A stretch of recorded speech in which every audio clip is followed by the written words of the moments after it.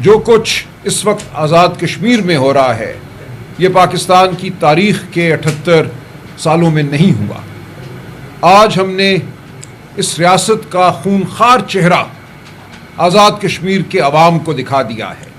جو فریب کا نظام، جھوٹ کا نظام پورے ملک پر مسلط ہے، آج ہم نے پوری دنیا کو بتایا کہ آزاد کشمیر میں آزادی کی جد و جہد کرنے والے اس سے مستثنا نہیں ہیں۔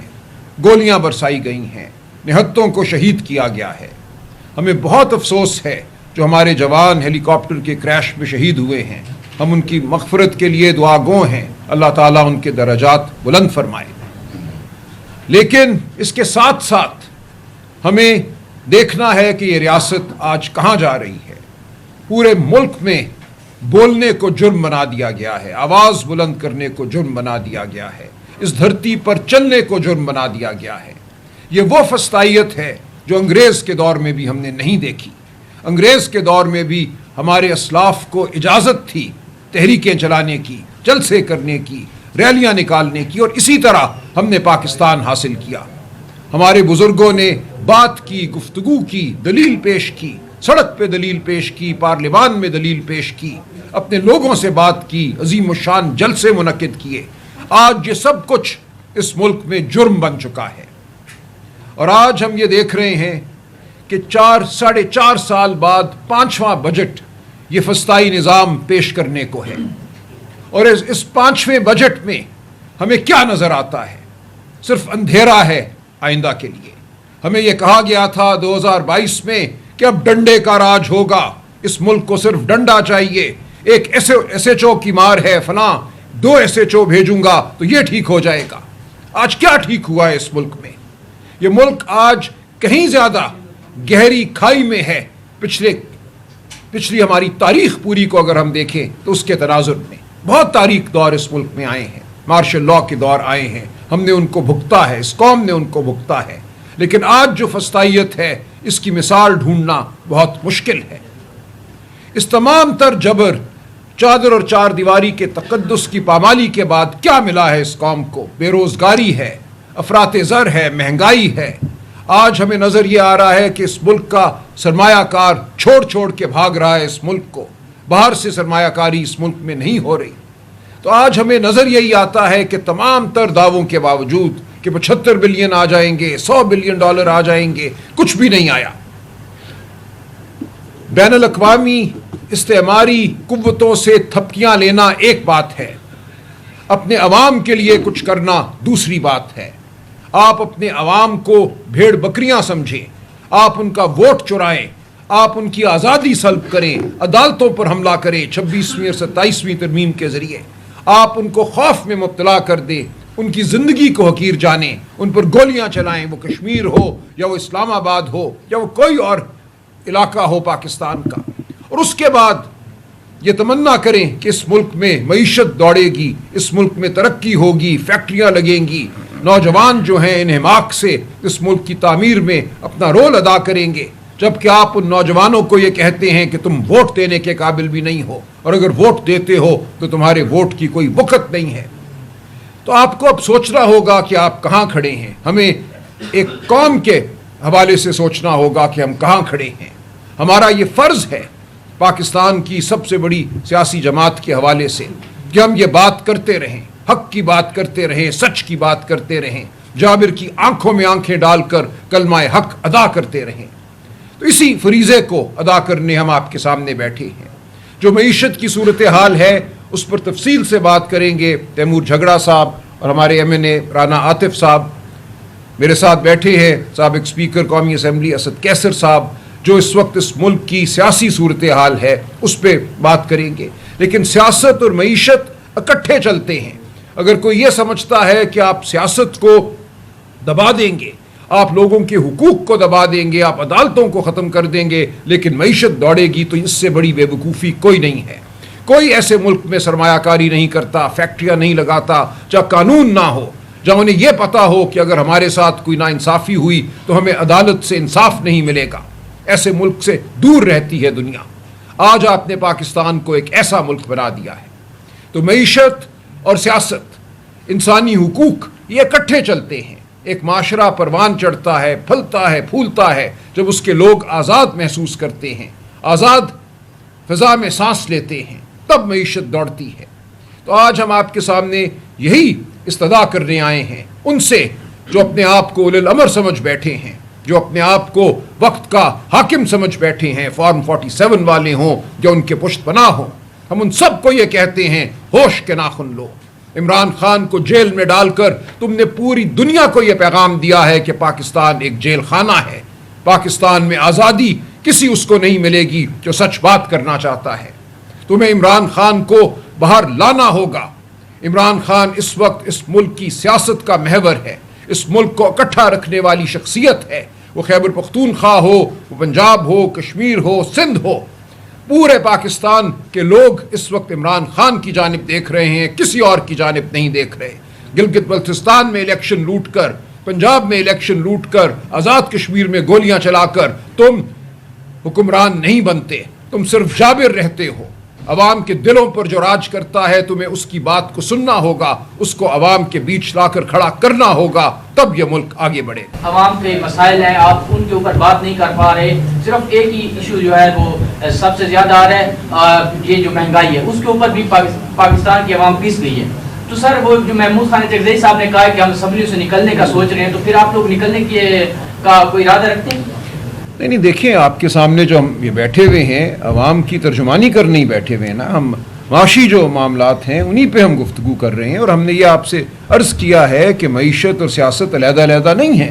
جب آپ لوگوں کا سانس چھین لیتے ہیں، بات کرنے کا حق چھین لیتے ہیں، تو معیشت بھی ترقی نہیں کرتی۔ تو یہ بات تو ہم کر رہے ہیں، پارلیمنٹ کے اندر بھی انشاءاللہ ہم بات کریں گے، پارلیمنٹ کے باہر بھی ہم بات کریں گے۔ ہم پاکستان کے عوام کے جو مسائل ہیں ان کی ترجمانی کرتے رہیں گے، ہم یاد دلاتے رہیں گے اس وسطائی نظام کو کہ آج پاکستان میں 40% بچے 15 سال کی عمر میں سٹنٹڈ ہیں، ان کے ذہن اور ان کے جسم ان کی عمر کے حساب سے کم ہیں۔ ہم بتاتے رہیں گے کہ 40% بچے 15 سال کی عمر میں کسی اسکول میں نہیں جاتے، نہ کسی مدرسے میں، نہ کسی ووکیشنل ٹریننگ سینٹر میں، اور آپ مزید کمی کر رہے ہیں جو اخراجات ریاست کو کرنے چاہیے صحت پر اور تعلیم پر۔ آپ کا یہ نصب العین ہے ہی نہیں کہ اس ملک کو آپ نے پڑھا لکھا بنانا ہے، اس ملک کے عوام کو آپ نے صحت مند بنانا ہے۔ آپ نچوڑ رہے ہیں، خون نچوڑ رہے ہیں اس ملک کا، تو یہ بات ہم کرتے رہیں گے۔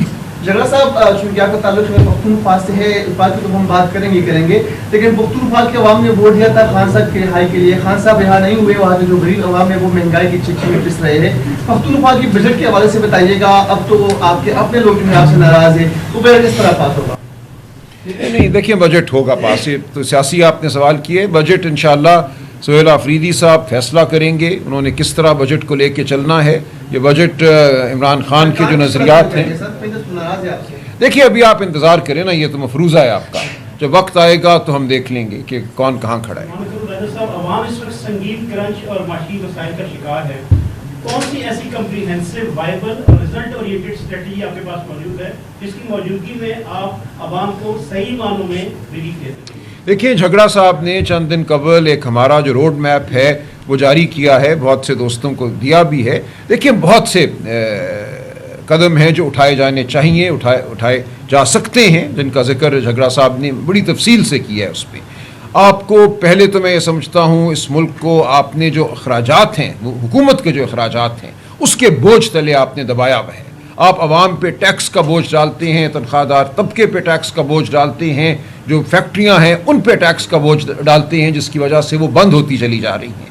آپ نے آزادی دینی ہے اس ملک کے لوگوں کو، معاشی آزادی بھی دینی ہے، تاکہ اس ملک میں سرمایہ کاری ہو، فیکٹریاں لگیں، اس میں نوکریاں پیدا ہوں۔ اسی طرح جو آپ کی غلط پالیسیاں ہیں زراعت کے حوالے سے، اس سے زراعت تباہ ہو چکی ہے۔ آپ جانتے ہیں گندم کی فصل کے ساتھ کیا ہوا، پنجاب ہو یا پورا ملک ہو، آلو کی فصل کے ساتھ کیا ہوا۔ یہ سراسر ان کی پالیسیوں کی وجہ سے ہوا ہے کہ کاشتکار آج بدحال ہے۔ تو بالکل واضح ہے کہ ان کی ترجیحات کچھ اور ہیں۔ ان کی ترجیحات یہ ہیں کہ اپنی جیبیں بھرو۔ لوگ جو اپنے آپ کو دانشور کہتے ہیں، بعض اوقات کہتے ہیں جی کرپشن اس ملک کا مسئلہ نہیں ہے، کھاتے ہیں تو لگاتے بھی ہیں۔ اس سے بڑی کوئی بے وقوفی نہیں ہے۔ کرپشن نے اس ملک کی جڑوں کو کھوکھلا کیا ہے۔ ابھی ذکر ہوا سائیوال میں پاور پلانٹ کا، ایک زرخیز علاقے میں آپ نے کوئلے سے چلنے والا پاور پلانٹ لگایا، جس کے لیے کوئلہ کراچی سے اور پورٹ قاسم سے آتا ہے، ہزاروں میل آپ کثافت بھی پیدا کرتے ہیں، پولوشن بھی پیدا کرتے ہیں، اور اس پورے علاقے کی زراعت کو آپ نے تباہ کیا. تو یہ وہ ذہن ہے جو عوام دشمن ہے، جو پاکستان دشمن ہے، جس کے تحت ایسے پروجیکٹ لگتے ہیں، اور آج وہ بند پڑا ہے وہ پروجیکٹ. تو جب تک آپ ان لوگوں کو حکومت میں نہیں لائیں گے جو عوام کی حمایت سے آتے ہیں، جن کے دلوں میں عوام کا درد ہے، تو آپ کی معاشی پالیسیاں غلط ہی ہوں گی اور آپ بدحالی کی جانب بڑھتے چلے جائیں گے. تو یہ وہ چیزیں ہیں جو ایک ایسی حکومت جس کے دل میں عوام کا درد ہو وہ بالکل فطرتاً کرتی ہے. یہی وجہ ہے کہ عمران خان کی حکومت نے آپ کو صحت کارڈ دیا. عمران خان کی حکومت کے دور میں 6% آپ کی گروتھ تھی. کیا وجہ تھی؟ وجہ یہی تھی کہ کووڈ کے دور میں بھی عمران خان نے کہا میں غریب کا چولہا بند نہیں ہونے دوں گا، فیکٹریوں کو چلنے دوں گا، فیکٹریوں کو اگر ضرورت ہے ریاست کی جانب سے مدد کی تو وہ مدد میں دوں گا تاکہ غریب کا چولہا جلے، مزدور جو ہے وہ بے روزگار نہ ہو. اصل مسئلہ یہ ہے کہ جب آپ عوام سے نہیں آتے، جب آپ کی جڑیں عوام میں نہیں ہوتی، تو آپ کی پالیسیاں عوام دشمن ہوتی ہیں. سر، صوبوں کو کٹ لگنے کی جو بات ہو رہی ہے، کیا آپ یہ سمجھتے ہیں کہ یہ 18ویں ترمیم کی ایک سافٹ رول بیک کی پہلی علامت ہے؟ دیکھیں، یہ جو اس وقت ریاست ہے، چونکہ ریاست اور عوام کے درمیان ایک فاصلہ ہے، ایک خلیج ہے. یہ ریاست اپنے وجود کے لیے، اس ایک جھوٹ پہ کھڑے وجود کے لیے عوام سے زیادہ پیسہ نچوڑنا چاہتی ہے، اور یہ اسی کی ایک کڑی ہے. یہ کہنا کہ ہم صوبوں سے پیسہ لیں گے، اس کا مطلب یہ ہے کہ ہم صوبوں کو کہیں گے کہ صحت پہ خرچہ کم کرو، تعلیم پہ خرچہ کم کرو، تاکہ ہم وفاق کی سطح پہ جو اپنے اخراجات ہیں جو بڑھتے ہی چلے جا رہے ہیں. ابھی آپ کو بتایا، وہ گاڑیاں ہوں FBR کے لیے، وہ سینٹ کے لیے گاڑیاں ہوں، یا اور جو 300 کروڑ کے آپ نے بتایا دورے ہوں وزیر اعظم کے، یہ سب کچھ کیا ہے؟